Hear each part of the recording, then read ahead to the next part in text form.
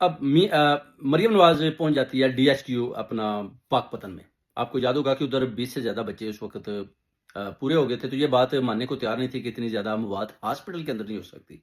मगर जब इनको शोर हो गया कि उधर तो बच्चों की तादाद बहुत ज़्यादा, बच्चे मर रहे हैं, तो फिर इनकी मजबूरी थी। ये जनाब नहा नू के जनाब ये निकल जाती हैं, रेडी होकर उधर पहुंच जाती हैं। तो उधर एक मियाँ इमरान अरशद साहब हैं, जर्नलिस्ट हैं, बड़े बड़े ज़बरदस्त फील्ड के, बड़े ज़बरदस्त प्लेयर हैं। वो उधर पहुंच जाते हैं। वो उधर बख्तियार चौक, घाटी चौक है, बख्तियार घाटी चौक, उधर पहुंच के उधर दिखाते हैं कि जनाब इधर मरीम नवाज की आमद होनी है।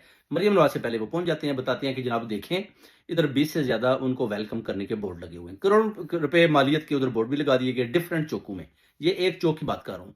उसके बाद मरीम नवाज साहिबा की आमद हो जाती है हॉस्पिटल के अंदर। उधर आकर देखती हैं। पहले तो उधर का एक काउंसलर वो बताता है जनाब इधर तो डिसिप्लिन भी नहीं मिलती, मैं काउंसलर हूँ। वो कहता है मुझे भी नहीं मिल रही, तो कुछ करें।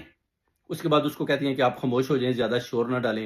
आपका जो है ना, मुझे जो आप प्रॉब्लम है वो मुझे पहुंच चुकी है, आप शोर ना डालिए। उधर आप मरीम नवाज का रवैया भी देख सकते हैं। उसके बाद मरीम नवाज देखती है जनाब के ये इधर बच्चों की मौत हो रही हैं, क्यों ही है। उसके बाद जनाब एमएसबी फारग सीईओ को भी जनाब उड़ा दिया कि जाए जी जनाब इनको गिरफ्तार भी करें, इनको नौकरी से भी निकालें।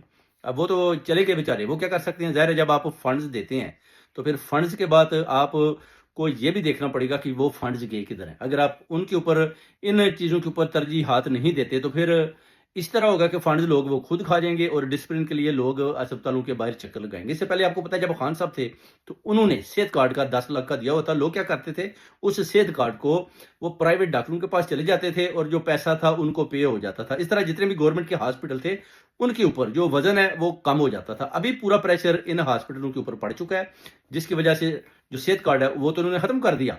वो तो अभी उसकी तो कीमत 83 रुपये रह गई है, सिर्फ और सिर्फ 10 लाख का था जो वो 83 रुपीज़ पे आ गया। तो अब लोग प्राइवेट डॉक्टर के पास तो जा नहीं सकते, अब उनको जाना पड़ता है गवर्नमेंट हॉस्पिटल। उधर इतना प्रेशर है, फिर ये जो पैसा देते हैं उसको भी समझ नहीं आती कि ये जनाब कैसे चेक करें जो इतने फंड्स दिए गए हैं।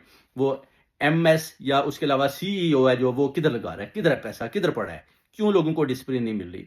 तो इसी वजह से जब इन चीज़ों को ये सही तरीके के साथ नहीं देख पाते तो फिर उधर होती है करप्शन। फिर करप्शन भी हाई लेवल की है। तो ज़ाहिर है ये तो एक हॉस्पिटल की स्टोरी है, जो दूसरे हॉस्पिटल हैं उनके अंदर क्या हो रहा है वो भी आपने देख लिया कि दूसरे हॉस्पिटल के अंदर जो तबाहियां हो रही हैं वो भी आपको आपके सामने है। कि पीछे लास्ट कपल ईयर्स आपने देखा कि उधर पानी एमयू हॉस्पिटल के अंदर भी कश्तियां लेकर लोग बाहर निकल रहे थे, इतना ज्यादा पानी खड़ा होता। हॉस्पिटलों की भी तबाहियां इन्होंने कर दी हैं, रोडों की भी इन्होंने तबाहियां कर दी हैं, और इंसाफ बिल्कुल नहीं है, अदालतों का भी पठागुल कर दिया।